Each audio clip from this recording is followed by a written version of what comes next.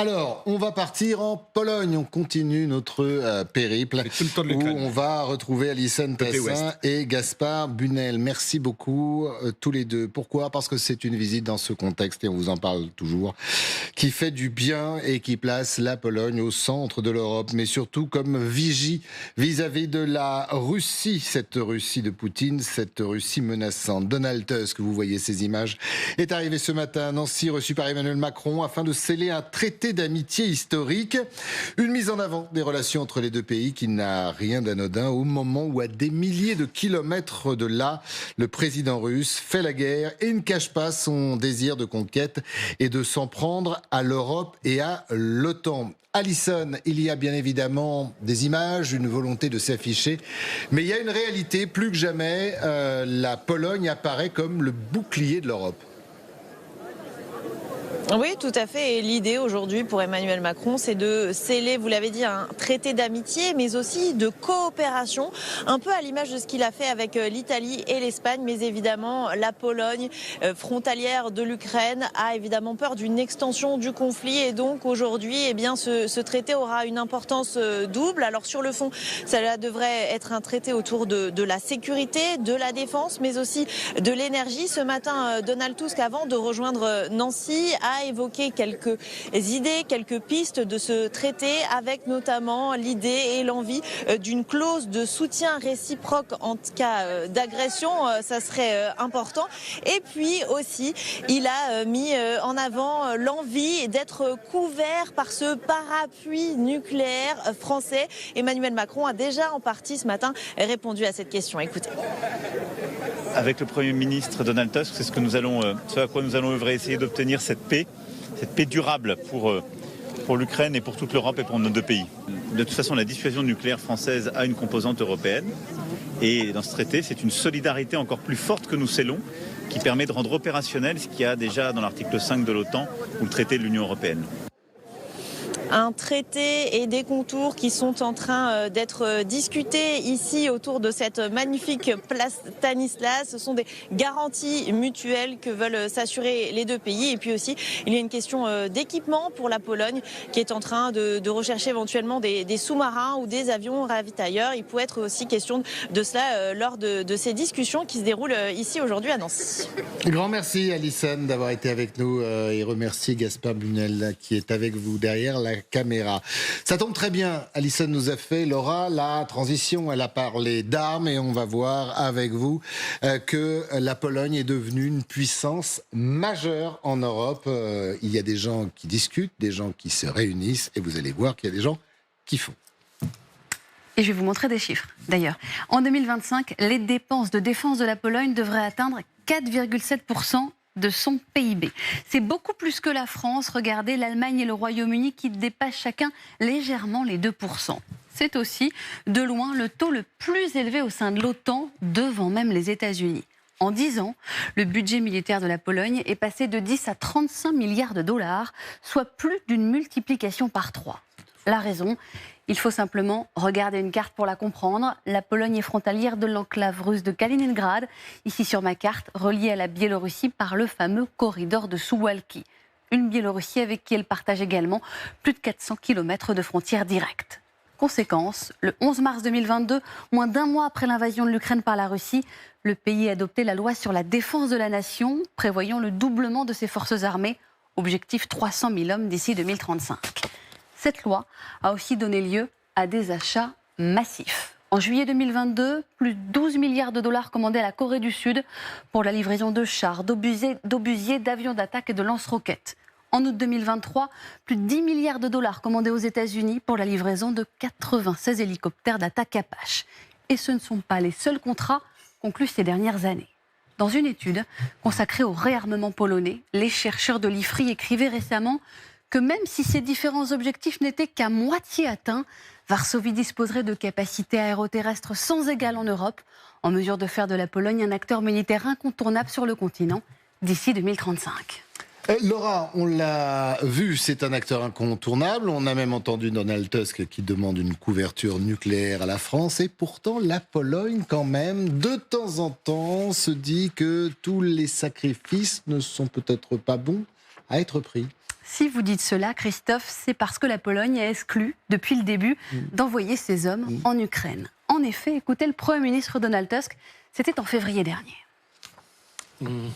Je sais qu'il y a beaucoup de spéculations et de conjectures quant à savoir s'il y aura une conversation à Paris, sur qui, quand, et si on sera prêt à envoyer des troupes en Ukraine. Comme vous le savez, en ce qui concerne le soutien de la Pologne, la question est tranchée. La Pologne soutiendra l'Ukraine, comme elle l'a fait jusqu'à présent, sur le plan organisationnel, financier, en fonction de nos moyens, avec des efforts humanitaires et une aide militaire. Nous ne prévoyons pas d'envoyer des troupes polonaises sur le territoire ukrainien. Sa position n'a pas varié depuis. La Pologne ne devrait donc pas faire partie de la coalition des volontaires emmenée par la France et le Royaume-Uni pour garantir un éventuel cessez-le-feu en Ukraine.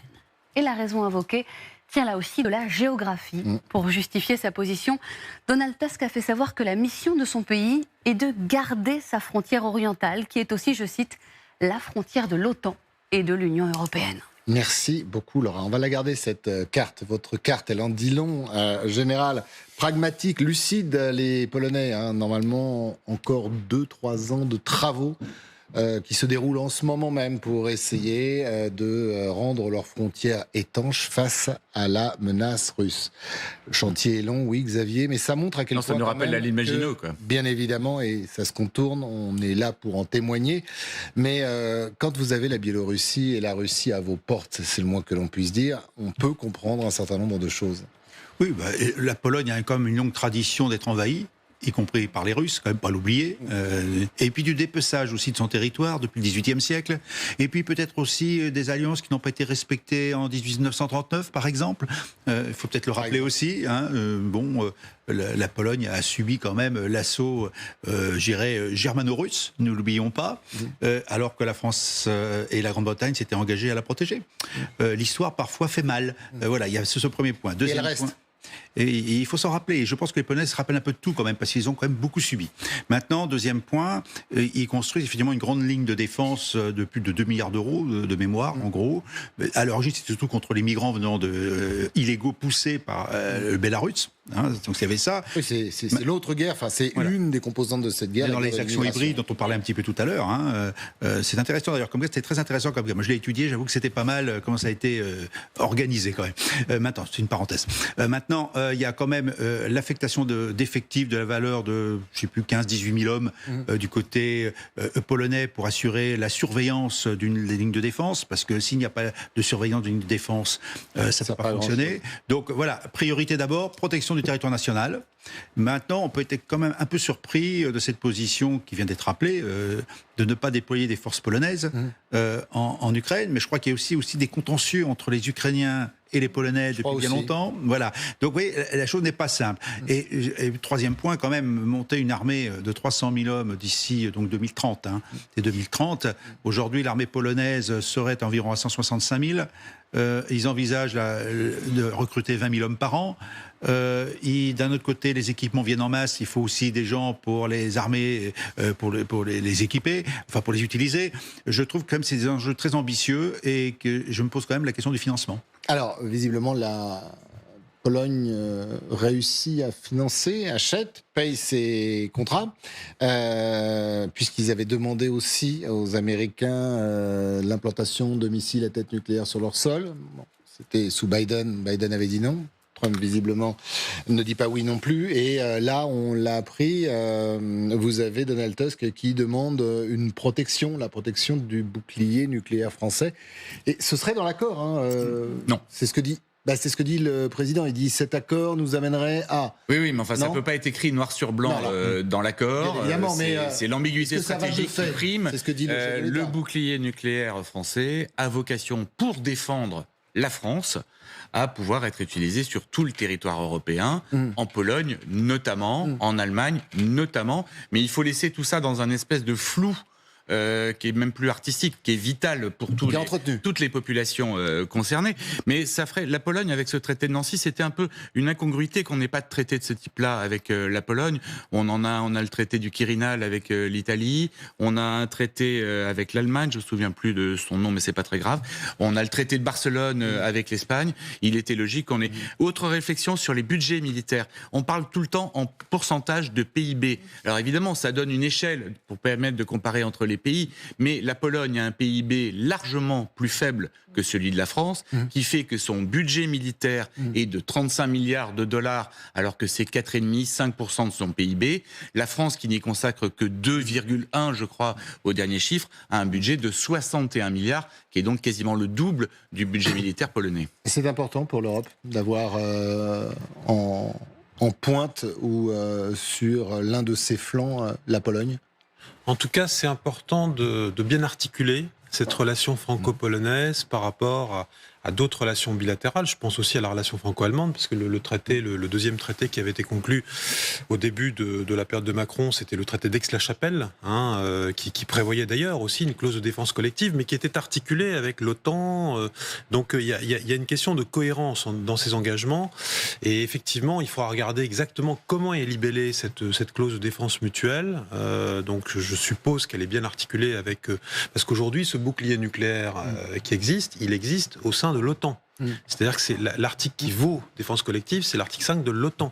Et vous avez un comité des plans nucléaires auquel la France ne participe pas parce que la France a une dissuasion nucléaire indépendante. Et pour le reste, c'est de l'ambiguïté stratégique. Avant son élection, le chancelier Merz l'avait demandé d'ailleurs. Oui, il avait demandé, c'est une première historique, de se retrouver sous cette couverture, sous cette protection. Alors il faudra qu'on voit si on ne peut pas effectivement opérationnaliser ça, approfondir des discussions, peut-être avec les Anglais aussi, parce que les Anglais aussi ont un bouclier nucléaire. Donc il y a peut-être des choses à faire, des Américains. Bien sûr, mais c'est vrai qu'on est les deux pays, la France et l'Angleterre, qui ont des armes nucléaires en Europe. Donc on peut-être...